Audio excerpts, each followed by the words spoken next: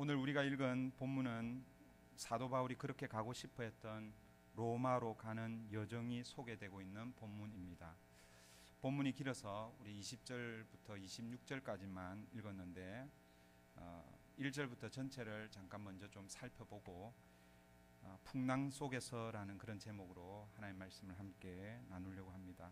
사도 바울은 1차, 2차, 3차 전도 여행을 하면서 어쩌면 1차, 2차 때는 그런 마음이 들지 않았을 수 있겠지만 아마 3차 전도 여행을 마무리하면서 그에게 새로운 소망이 하나 생겼던 것 같습니다. 그 소망이 무엇일까? 사도행전 19장 21절에 언급이 되고 있습니다. 제가 한번 읽어드리겠습니다. 이런 일이 있은 뒤에 바울은 마케도니아와 아가야를 거쳐 예루살렘으로 가기로 마음에 작정하고 나는 거기에 갔다가 로마에도 꼭 가보아야 하겠습니다 하고 말하였다. 이 사도행전 19장은 에베소에서 사역을 정리해 놓은 그런 장이라고 할 수 있습니다. 사도 바울의 1차, 2차, 3차 전도 여행의 이 행적을 살펴보면 한 곳에 오래 머물면서 사역한 경우가 극히 드뭅니다.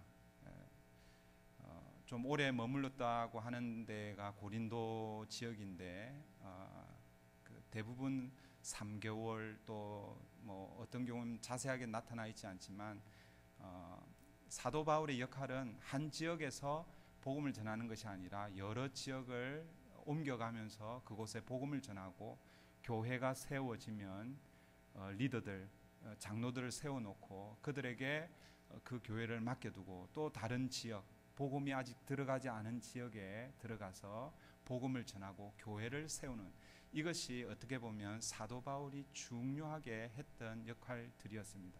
그런데 에베소 지역은 다른 지역과는 좀 달리 유독 긴 시간 동안 그곳에 머물게 됩니다. 약 3년 정도 그곳에 머물게 되는데 학자들은 이 에베소, 이 그 소아시아 지역의 이 에베소, 아시아라고 우리는 소아시아라고 그러지만 거기서는 아시아라고 그럽니다. 이 아시아의 대표 도시가 에베소 지역이고 이 에베소에서 두란노라는, 여러분들 잘 아시는 두란노에서 그곳에 한 곳에 머물면서 복음을 전하고 말씀을 가르치고 그렇게 했습니다. 그래서 학자들은 에베소 지역, 그 소아시아 지역에 우리 요한계시록에 보면 7교회가 소개가 되고 있죠. 그 7교회가 사도 바울이 다 개척한 교회는 아니지만 많은 학자들은 에베소 교회가 Mother Church, 어머니 교회 역할을 하고 그 에베소 교회를 중심으로 복음을 듣고 하나님의 말씀에 사로잡힌 사람들이 자기가 사는 고향으로 돌아가서 교회를 세운 교회들이 소아시아 7교회가 아니었을까 이렇게 이야기합니다. 어쨌든 사도 바울은 이 19장, 사도행전 19장을 에베소에서의 사역을 마무리하면서 그가 마지막 한 가지 소망을 말하고 있는데 그게 뭐냐면요, 로마에도 꼭 가보고 싶다라는 그런 소망을 그렇게 얘기하는 것입니다. 왜 사도 바울이 로마에 가고 싶어 했을까요? 로마는 그 당시 세계를 지배했던 세계의 중심 도시입니다. 모든 나라가 로마를 통하고 있었습니다. 사실 복음이 예루살렘에서 바로 로마로 갈 수만 있었다면 어떻게 보면 로마에 가야 모든 지역에 복음이 더 효과적으로 전달될 수 있었을 것입니다. 그런데 여러분, 사도 바울의 1차, 2차, 3차 전도 여행 이 경로를 따라가 보면 예루살렘에서부터 시작해서, 사실은 사도 바울은 안디옥 교회가 파송하죠. 이 예루살렘 북쪽 지역의 안디옥 아람 지역에 있는데 그 지역에서 점점 서진하고 있습니다, 복음이. 그러니까 마케도니아, 아가야 이 지역을 2차 전도 여행을 마치고 나서 사실은 이 에베소 지역에 가고 싶었는데 3차 전도 여행 때 에베소 지역에 갔다가 이제 다시 가고 싶은 게 뭐냐면 로마 쪽으로 눈이 이렇게 가는 거예요.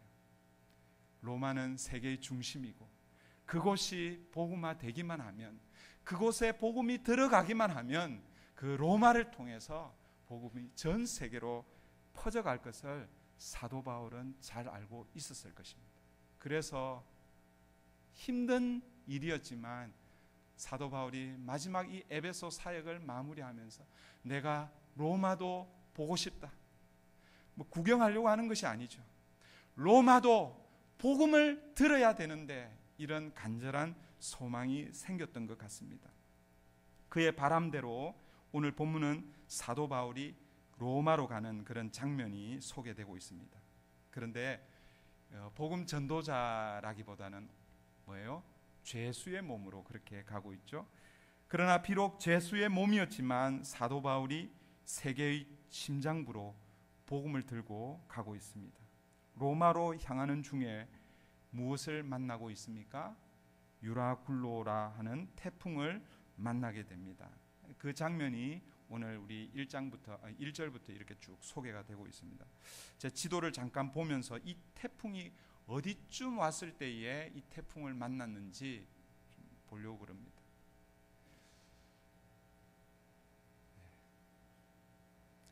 제가 보는 지도하고 이 지도가 틀려가지고 깜짝 놀랐는데 다행히 괜찮네요. 이 사도 바울이 먼저 이 어디서 출발하는지, 그 출발 지역이 어디냐면요, 잘 보이시는지 모르겠습니다. 이 가이사랴라는 이 지역에서 이 출발을 하게 됩니다. 사도 바울이 에베소 사역을 마무리하고 어디로 복귀를 하냐 하면, 원래는 안디옥 교회에서 파송을 받았기 때문에 안디옥 교회로 가야 되지만 안디옥 교회로 가지 않고 예루살렘 교회로 갑니다. 왜냐하면 그 당시 예루살렘 교회가 굉장히 어려움을 겪고 있었습니다. 그래서 마케도니아, 아가야 지역, 사도 바울이 개척하고 복음을 전했던 여러 지역의 교회들이 자기들도 힘든 가운데 있었지만 십시일반 헌금을 해서 예루살렘 교회를 돕기로 그렇게 작정을 하고 헌금을 했습니다. 근데 그 헌금이 누구 손에 들려 있었냐면 바울 손에 들려 있었습니다. 그래서 바울이 그 헌금도 전달하고 그리고 또 3차 전도 여행 보고도 할 겸해서 예루살렘으로 갑니다. 그런데 예루살렘으로 가는 도중에 사도 바울에게 어떤 소식이 전해지냐면, 예루살렘으로 당신이 들어가면 당신을 기다리는 사람들이 있습니다. 당신을 체포해서 당신을 죽일 것입니다. 그러니 제발 예루살렘으로 돌아가지 마십시오.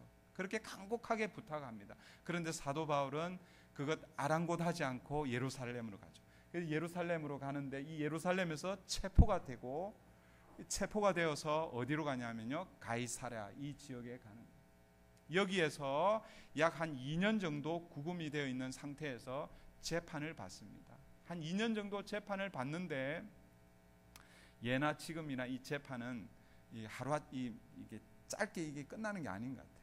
적어도 2년, 사도 바울도 한 4년이 걸렸거든요. 그러니까 이 2년쯤 지났을 때에 사도 바울이 자기는 로마 시민권을 가지고 있는 사람이다. 나는 황제 앞에서 재판을 받고 싶다. 그래서 황제에게 항소를 하게 됩니다. 그래서 이제 이 가이사랴 이 지역에서 재판을 끝낼 수도 있었는데 황제에게 항소를 했기 때문에 로마로 갈 수밖에 없었습니다. 그래서 이 로마로 이제 출발하는데, 출발 지역이 어디냐면요, 가이사랴 이 지역입니다.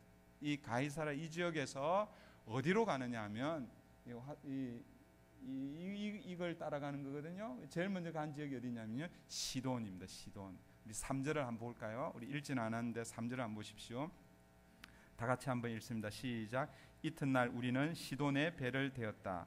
율리오는 바울에게 친절을 베풀어 친구들에게로 가서 보살핌을 받는 것을 허락하였다. 그러니까 이튿날 시돈에 도착했는데 그 출발 지역이 어디였냐면 가이사랴라는 이 지역에서 시돈으로 갔다는 거예요. 우리가 생각할 때 이 가이사랴에서 출발해가지고 지중해를 지나서 이렇게 가면 좋을 것 같은데, 그 당시에는 이 항해 기술이 발달하지 않았기 때문에 한 번에 이렇게 갈 수가 없었습니다. 그래서 이 지중해 연안을 돌아서 사실은 아마 이쪽으로 해서 이 아드리아 해협을 건너서 이렇게 아마 가는 게 아마 정상적으로 갔었을 것입니다. 그래서 제일 먼저 간 지역이 시돈이었습니다. 시돈에서 어디로 가고 있습니까? 4절을 한번 보십시오. 우리는 시돈을 떠나 백길을 갈 때에 맞바람 때문에 키프로스 섬을 바람막이로 삼아서 항해하였다. 5절 보시면 우리는 길리기아와 밤빌리아 앞바다로 바다를 가로질러 항해하여 루기아에 있는 무라에 이르렀다. 이 시돈에서 가이사라에서 출발해서 시돈에 도착하고, 시돈에서 이렇게 바로 가면 좋은데 이 맞바람 때문에 바로 갈 수 없는 거예요. 그래서 이 구브로 사이프레스 혹은 키프로스 섬인데 이 바람막이로 해서 뭐예요? 길리기아, 밤빌리아 이 해안을 따라서 이렇게 해서 도착한 데가 어디냐면요, 무라라는 지역입니다. 이 무라에서요, 6절에 보시면 거기서 백부장은 이탈리아로 가는 알렉산드리아 배를 만나서 우리를 그 배에 태웠다. 그러니까 배를 한번 갈아타고 있습니다.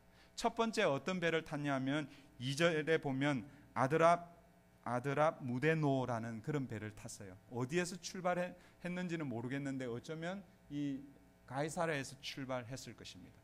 그런데 이 배가 바로 여기까지 다 갈 수가 없습니다. 무라에서 다른 더 큰 배를 갈아탔는데 그 배가 어디에서 출발한 배냐면요, 알렉산드리아에서 출발한 배입니다. 알렉산드리아가 어디 있습니까? 이집트 이 알렉산드리아 여기에 있는. 이 배가 여러분 생각하실 때 이렇게 가면 가까울 것 같은데 그렇게 갈 수 없다는 거예요. 한꺼번에 그렇게 갈 수 없고, 또 이 배는 또 여러 도시를 거치면서 그 거치는 도시에서 무역을 하고 뭐 그렇게 하면서 아마 갔을 것입니다. 그러니까 이 여기에서 출발한 어쩌면 더 큰 배죠. 출발한 배를 여기에서 갈아타는 거예요. 근데 여기에서 이 알렉산드리아에서 이 로마로 가는 배는 주로 이집트에서 나는 그 곡식을 실어 나르던 그런 배라고 그렇게 학자들은 이야기합니다.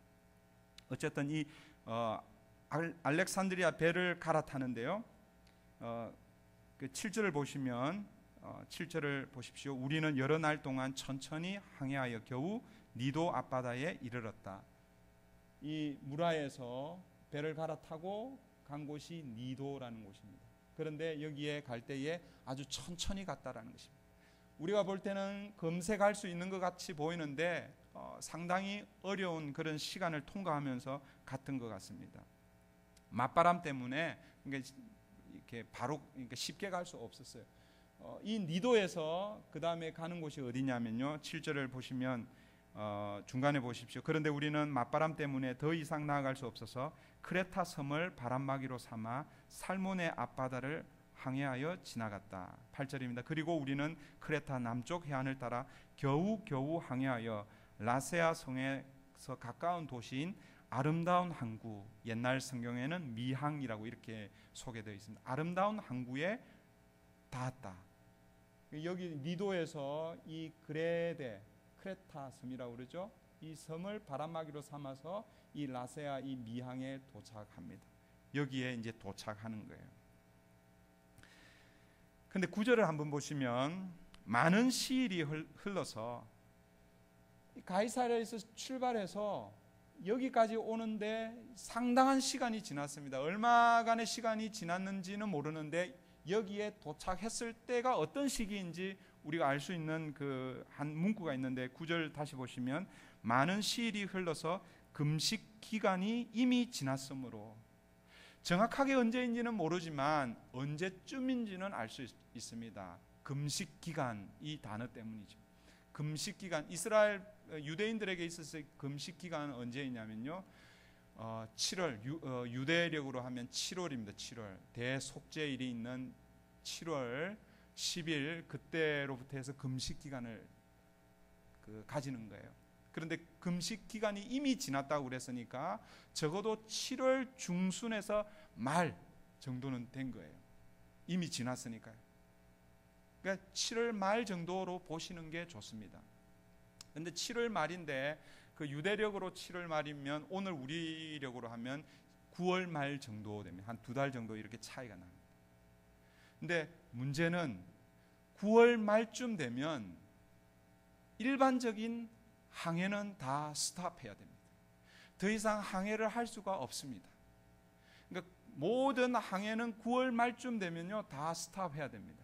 그러니까 특별한 경우에는 9월 말에서 11월까지 이 배를 띄울 수는 있는데, 그것은 특별한 임무를 띄고 있는 배인 경우에는 위험을 무릅쓰고 항해를 할 수가 있습니다.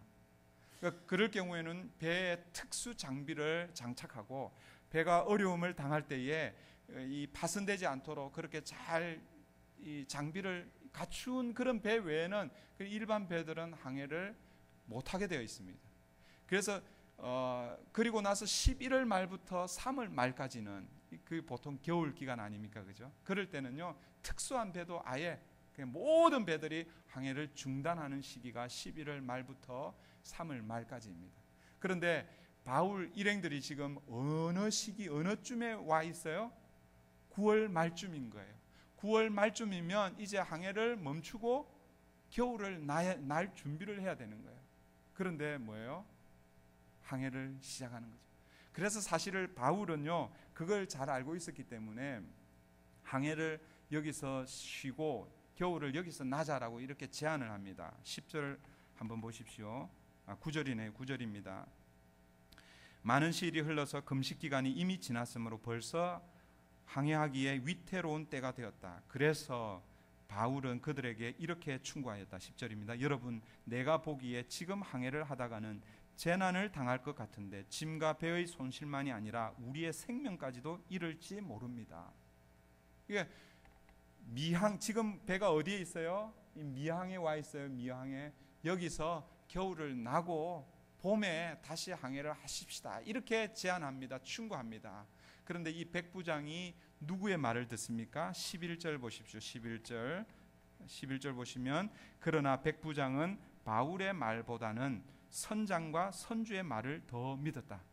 그러니까 선장과 선주가 뭐라고 얘기했겠어요?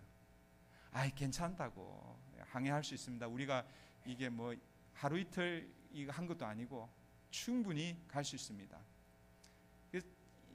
바울의 말보다 이 선장과 선주의 말을 믿고 항해를 시작합니다. 그런데 사실 선장과 선주의 말도 있지만 12절에 보면 사실 또 한 가지 이유가 있습니다. 12절 보시면 그리고 그 항구는 겨울을 나기에 적합하지 못한 곳이므로 거의 모두는 거기에서 출항하여 할 수 있으면 베닉스로 가서 겨울을 나기로 뜻을 정하였다. 베닉스는 크레타 섬의 항구로 서남쪽과 서북쪽을 바라보는 곳이다. 그러니까 미항에서 베닉스가 어디에 있습니까? 여기가 미항인데 베닉스가요 여기 있습니다. 킬로로 이렇게 얘기하면 한 60km 정도. 그러니까 사실은 길지 않은 그런 겁니다. 그러니까 많은 사람들이 여기서 겨울 나는 것은 이 알렉산드리아 배가 좀 큰 배입니다. 이 전체 276명이 타고 있고 그리고 짐, 화물이 많이 실려 있는데 곡식이 실려 있는 거예요. 그러니까 상당히 큰 배인데 이 미항이 그 배를 겨울 나기에 적합하지 않은 거예요. 그러니까 겨울 날 수 있는 좋은 시설이 갖추어져 있는, 쉽게 얘기하면 베닉스로 가고 싶었던 거예요, 사람들이. 여기 쉽게 얘기하면 이 겨울이 이 하루 이틀이 아니잖아요. 적어도 3, 4개월을 나야 되는데 이 조그만한 이 도시에서 우리가 어떻게 이 긴 겨울을 날 수 있겠냐고, 좀 더 큰 도시에 가서 나자, 이런 아마 그런 마음이 있었던 것 같아요. 그래서 사람들이요 다 어디로요? 베닉스로 향하고 있습니다. 13절 한번 보십시오. 때마침 그렇게 결정하고 항해를 계속하는데 때마침 뭐가 부는 거예요? 남풍이 부는 거예요. 남풍이 순하게 불어오므로 그들은 뜻을 이룬 것이나 다름없다고 생각하고 닻을 올리고서 크레타 해안에 바짝 붙어서 항해하였다. 이 지도상으로 보면 이쪽이 동쪽이고 이쪽이 서쪽이고 이쪽이 남쪽이고 이쪽이 이제 북쪽이잖아요. 그죠? 남풍이면 남쪽에서 불어오는 거예요. 그러니까 여러분 잘 보시면 이 미항에서 베닉스로 갈 때는 남풍이 순풍인 거예요. 남풍이 불면 이 배가 베닉스로 잘 갈 수 있는 거예요. 근데 그렇게 결정하고 항해를 시작하는데 뭐예요? 남풍이 부는 거예요. 그래서 사람들이 결정을 잘했다고 생각하고 계속 항해를 합니다. 그런데 그때 여러분 무슨 바람이 새로 불고 있습니까? 유라굴로입니다. 14절이죠. 14절 우리 같이 한번 읽어볼게요. 시작. 그런데 얼마 안 되어서 유라굴로라는 폭풍이 섬 쪽에서 몰아쳤다. 섬 쪽에서 몰아쳤다라는 것은 뭐예요? 이 크레타, 그레데 섬에서 몰아치는 거예요. 그러니까 남풍이 불어야 이쪽으로 갈 수 있는데 섬 쪽에서 유라굴로가 부는 거예요. 이 유라굴로라는 이 태풍의 이 뜻은 뭐냐면요, 유라는 동풍, 굴로는 북풍입니다. 그래서 사실은 북동풍입니다. 그러니까 북동풍은 지금 미항에서 베닉스로 항해하는데 적합하지 않은 거예요. 만약에 예를 들어서 베닉스에서 미항으로 항해하면 어쩌면 도움이 될 수 있습니다. 그런데 지금 이 사람들의 이 바울의 일행이 가는 이건 적합하지 않은 거예요. 그러니까 사실은 유라굴로를 어디에서 만나냐면요, 여기에서 만나는 거예요. 여기에서 만나서 이 유라굴로가 어디로 데려다 주고 있느냐면요, 이 베닉스로 데려다 줘야 되는데요, 가우다라는 이 섬을 비껴가서 이 지중해 이쪽으로 그냥 몰아내는 거예요. 그러니까 여기서 이제 헤매는 겁니다.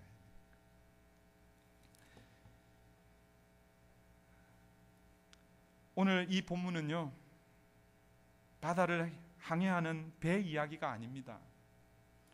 바로 우리 인생 이야기입니다. 우리 인생도 바다를 항해하는 배와 같습니다. 나름대로의 계획을 가지고 우리가 인생을 살아가죠.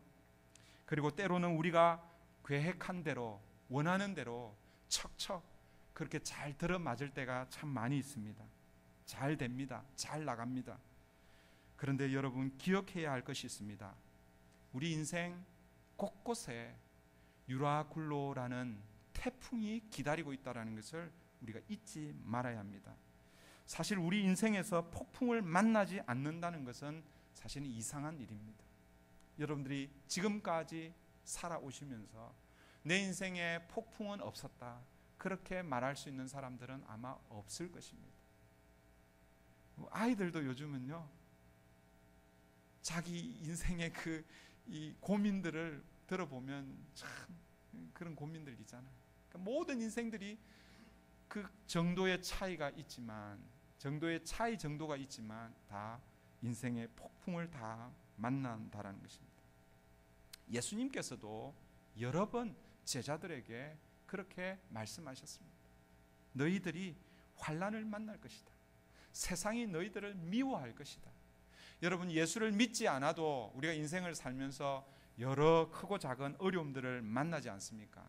그러나 여러분, 예수를 믿는 사람들은요, 10중 8구, 아니 10중 10 폭풍을 만나게 되어 있습니다. 그렇다면 우리가 유라굴로 같은 이 폭풍을 만날 때에 어떻게 할 것인가? 어떻게 하면 우리 인생의 이 유라굴로에서 살아남을 수 있을까? 오늘 본문을 통해서 몇 가지를 생각해 보겠습니다. 첫 번째로 생각해 보아야 할 것은, 폭풍 속에서 살아남으려면 버려야 한다는 것입니다. 내려놓아야 한다는 것입니다. 포기해야 한다는 것입니다. 여러분, 풍랑을 만나면 가장 두려운 것이 무엇입니까? 그것은 파선의 위험입니다. 17절에 보시면, 17절에 어떤 그 단어가 나오냐면요, 그들은 중간쯤 보시면, 그들은 리비아 근해의 모래톱으로 밀려들까 두려워서, 모래톱, 이 모래톱이 뭐냐면요, 바닷속 모래 언덕입니다. 그냥 모래 언덕이 아니라 그 모래 언덕 속에 이 바위 이런 것들이 있어서 그 모래 톱에 걸리기만 하면요, 배가 꼼짝을 못하고 파선하는 거예요. 거기에 딱 걸리면 그냥 깨어지든지 아니면은 무너지는 거예요. 넘어지는 거예요. 그래서 그 모래톱에 걸리지 않기 위해서 어떻게 합니까? 배를 가볍게 합니다. 배를 가볍게 하려면요, 어떻게 해야 됩니까? 배에 실려 있는 짐을 뭐예요? 버려야 하는 것입니다. 포기해야 하는 것입니다. 버려야만 살 수 있습니다. 버리지 않고 움켜쥐고 있으면 모래 언덕에 걸려서 파손하는 것입니다. 18절 19절에서 이 선원들이 어떻게 하고 있습니까? 우리 다 같이 한번 읽겠습니다. 시작. 우리는 폭풍에 몹시 시달리고 있었는데 다음 날 선원들은 짐을 바다에 내던졌고 사흘째 날에는 자기네들 손으로 배의 장비마저 내버렸다. 다 내버리는 거예요. 근데 18절에 보면 뭘 버리냐면요, 짐을 버리고 있습니다. 여러분, 이 알렉산드리아호가 싣고 있는 이 짐은요, 아까 제가 말씀드렸잖아요, 거의 대부분 이집트에서 나는 그 좋은 곡식들을 이 로마로 가져가는 거거든요. 이 곡식들을 다 내버리는 거예요. 이 배 안에 어떻게 보면요, 사람 생명을 빼고 이 배에서 가장 가치 있는 것이 이 짐입니다. 이 곡식이라는 것이죠. 그런데 폭풍 앞에서 이 짐을 붙들고 있으면 어떻게 되는 거예요? 짐 구하려다가 자신들의 생명을 잃을 수가 있다는 것입니다. 가장 중요하게 여기는 것, 그것 먼저 버려야 하는 것입니다. 19절에 보면 장비를 버렸다 이렇게 표현하고 있죠. 이 장비는 배에 아마 필요한 장비들일 것입니다. 배를 운행하는 중요한 장비들은 뭐 남겨두었겠지만, 그러나 그 외의 장비들은 아마 다 버렸을 것입니다. 아까 제가 말씀드렸죠. 9월 말에서 11월 이 초순 중순까지는 특수한 장비들을 장착한 배들만 이 운행을 할 수 있다고 말씀드렸잖아요. 어쩌면은 폭풍을 만나면 헤쳐나가기 위해서 준비한 장비들일 수 있습니다. 그런데 여러분, 딱 폭풍을 만나고 나니까 그 장비 때문에 오히려 뭐예요? 배가 파손할 위험에 있는 거예요. 그거 붙들고 있으면 뭐예요? 안 되는 거예요. 안 되는 거. 그래서 그 장비까지도 선원들의 손에 의해서 다 버리고 있는 것입니다. 우리 인생에 비추어 보면 이 장비는 어떤 것들일까요?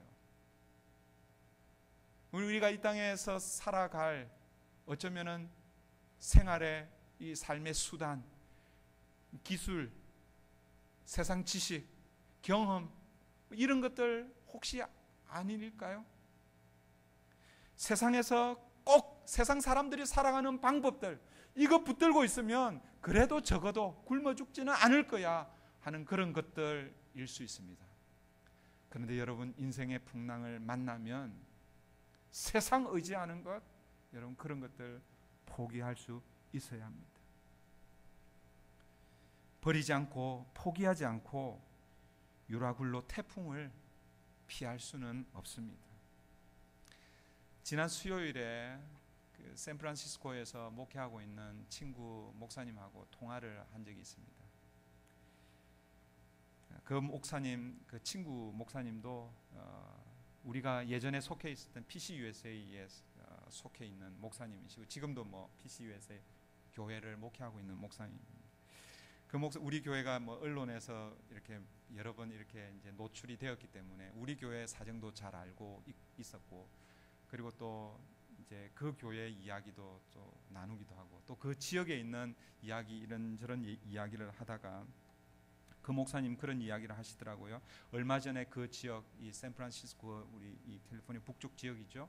그 지역에서 그 지역의 한인 PCUSA 내 한인 교회를 담임하고 있는 목회자들과, 그리고 PCUSA 내의 한인 교회 우리 그 총회 있죠, NCKPC, 그 임원들이 함께 모여서 지금 현재 미국 장로교 내에 있는 현안 문제, 이런 문제에 대해서 대책을 논의하는 그런 시간들을 가졌다고 이야기합니다.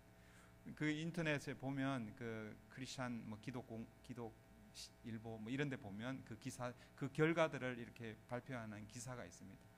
스테이 그룹에서 아마 보내온 여러분 기사, 그 내용이 그 내용입니다. 그런데 그 목사님이 하시는 얘기가 이런 얘기입니다.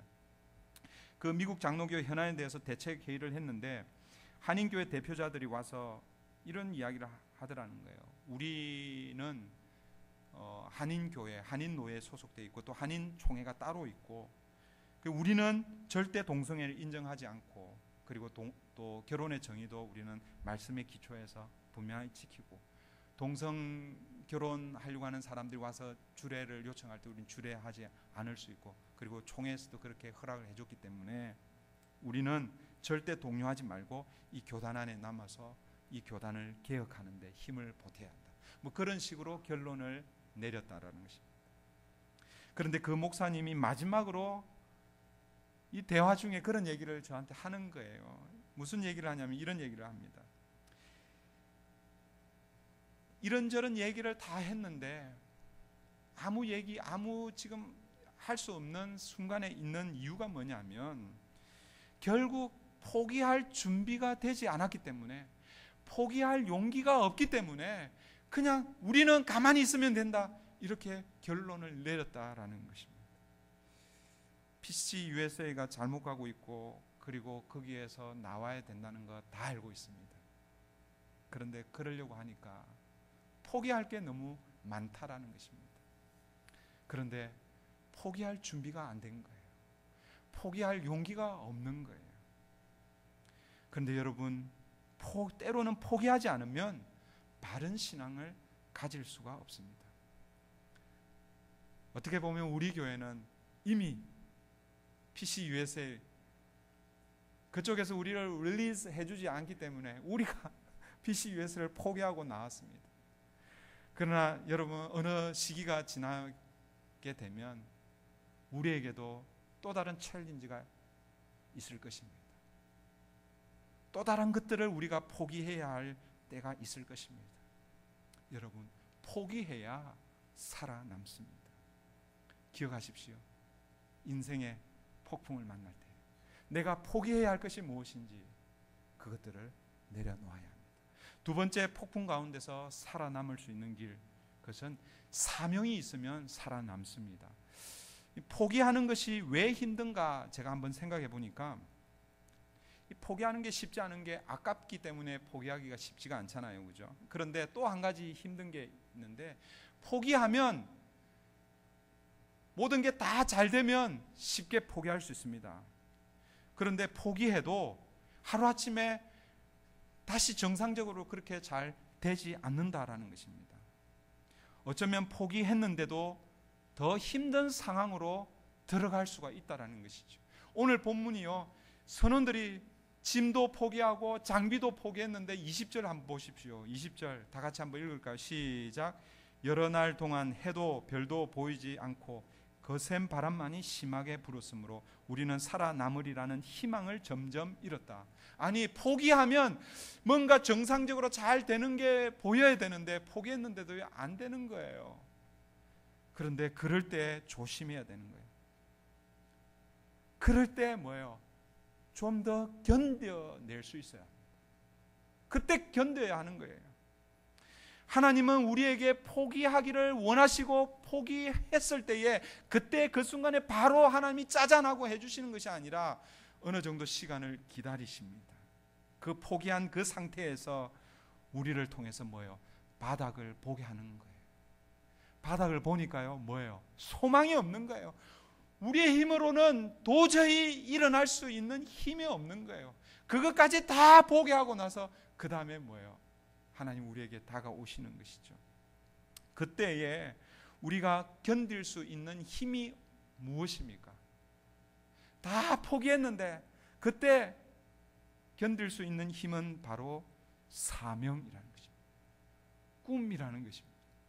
비전이라는 것입니다.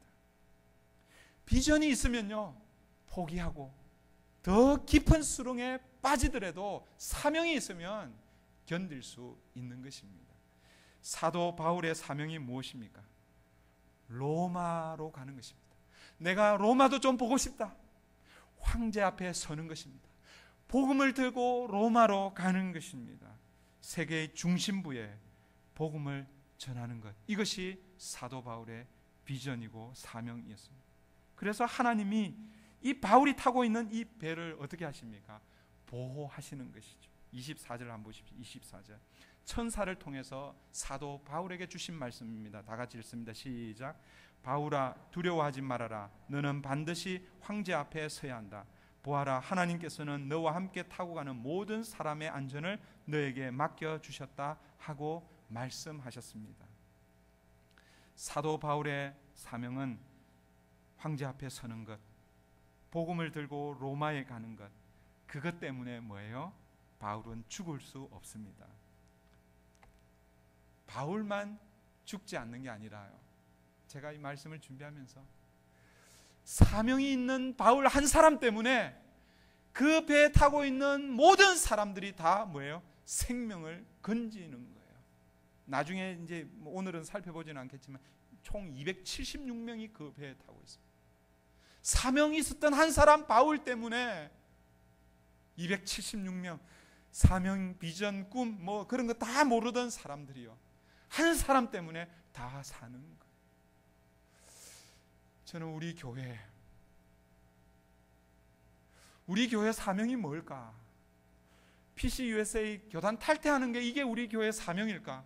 그거 몇 년 전부터 우리가 이야기했잖아요. 교단 탈퇴가 우리 교회 사명 아닙니다. 그건 과정입니다. 하나님께서 우리에게 맡기신 사명을 더 잘 감당하기 위해서 교단을 변경하는 것입니다. 근데 이 사명이 우리 교회에 있으면요, 그 사명 때문에 우리 교회에 속해 있는 모든 성도들이 살아나는 줄 믿습니다. 어떤 어려운 풍랑 속에서도 그 사명 때문에 사는 것입니다.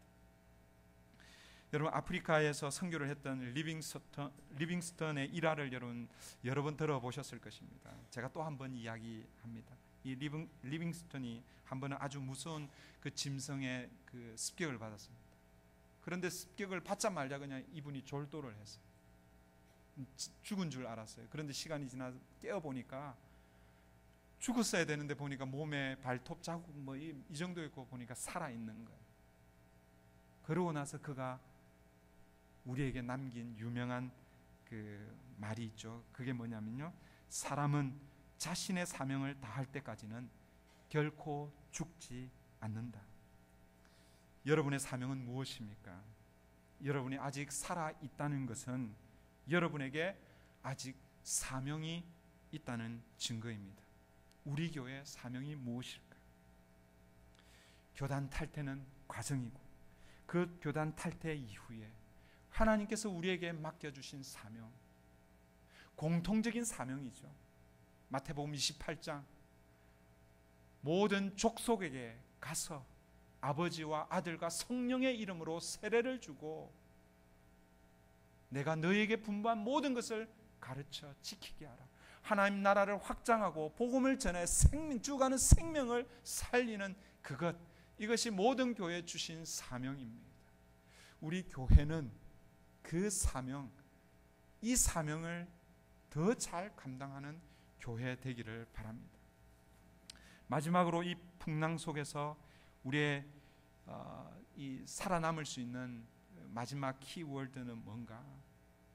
풍랑 속에서 우리의 삶의 중요한 것들을 포기할 수 있고 또 사명을 위해서 목숨을 바칠 수 있는 이 근거, 힘이 있는데 그게 뭔가? 하나님을 향한 믿음, 신뢰라는 것입니다. 25절인데요. 다 같이 한번 읽습니다. 시작. 그러므로 여러분 힘을 내십시오. 나는 여러분께서 나에게 말씀하신 그대로 되리라고 믿습니다. 사도 바울이 유라굴로라는 강풍 앞에서 흔들림 없이 하나님의 말씀을 받고 나서 담대하게 사람들을 위로하고 또 격려하고 있습니다. 그 이유가 무엇입니까? 하나님의 말씀을 믿고 신뢰했기 때문에 그렇습니다. 풍랑 속에서 우리가 살 수 있는 길, 그것은 주님을 신뢰하는 길입니다. 풍랑 속에서 우리가 가지고 있는 것, 기꺼이 포기할 수 있는 것, 사명을 위해서 우리의 생명까지도 바칠 수 있는 것, 그것은 뭐예요? 하나님께서 우리를 지키시고 보호하신다는 것, 그 믿음 때문이라는 것입니다. 말씀을 맺습니다. 여러분의 삶의 자리가 힘겹습니까? 어렵습니까? 지금 현재 나는 바닥을 치고 있다라고 그렇게 여러분 여기십니까? 여러분, 그 바닥을 치는 그 자리가 다시 회복되는 자리인 것을 여러분 기억하십시오. 어떻게 가능합니까? 포기해야 할 것, 내가 하나님 외에 붙들고 있는 것 뭔지 여러분 돌아보시고 놓으십시오. 버리십시오. 그리고 하나님께서 내게 맡겨주신 사명 무엇인지 그 사명을 다시 한번 새롭게 하십시오. 사명을 잘 모르면 하나님께 아뢰십시오. 기도하십시오. 하나님, 내가 이 땅에서 해야 할 일이 무엇입니까? 하나님께서 분명히 가르쳐 주실 것입니다. 모르겠다면 저한테 오십시오. 제가 가르쳐 드리겠습니다. 사명 있는 여러분들이 인생의 폭풍을 만날 때에 그 폭풍 가운데서 사명 있는 사람 죽지 않는다, 하나님 신뢰하고 의지할 때에 하나님께서 그 폭풍 가운데서 건져주실 뿐만 아니라 사명도 이루게 해주실 줄 믿습니다. 저와 여러분, 우리 선한 목자 교회가 그런 귀한 일에 쓰임받는 그런 귀한 교회 되기를 바랍니다.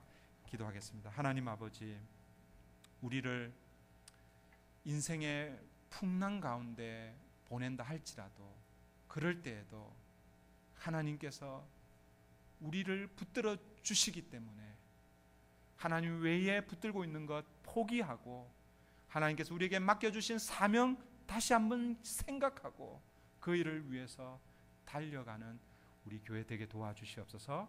감사하며 예수님의 이름으로 기도합니다. 아멘.